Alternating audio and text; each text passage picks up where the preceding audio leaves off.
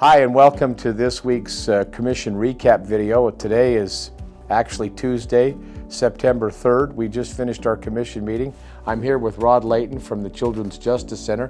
We'll get to Rod in just a moment, but today we paid the bills. Commissioner Froer, if you want to go back and watch, gave a great explanation of why we have Labor Day and the history of how Labor Day came into being with Grover Cleveland as president. It was really good. So we did pay the bills.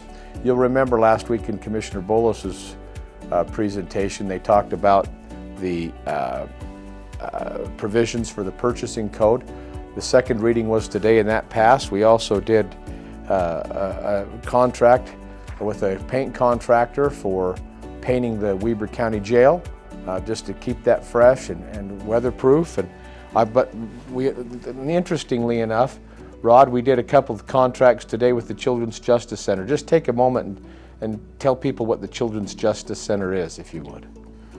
Yeah, so the Children's Justice Center started in 1991 here in Ogden. So what that center does is we facilitate the prosecution of crimes against children.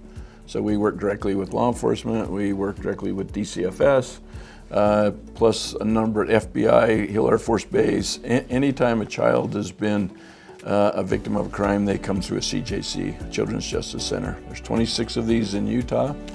We were the first, weren't we? We were the very first in 1991 under the direction of Reed Richards. He got that going, saw a big need for it, and we've just outgrown our center. So we have a center up on Van Buren now. It's old, it's too small. So we started this project about 5 years ago. Just making plans, and we are going to start our framing this week, so we've got all the infrastructure in. We're in the middle of building a new Children's Justice Center at 1845 Jackson. So it's right on the campus of the Ogden School District, who has been just amazing partners with us. But since we've got our footings and foundations and walls and everything in, we're now bringing in our infrastructure as far as internet, power, Dominion Power, and Rocky Mountain Power. So today's contracts were on to get the gas and the electricity there. So we got those two. They've been brought up to the building. They're up there, but we needed to bring them into the building. So the contracts today were to bring those two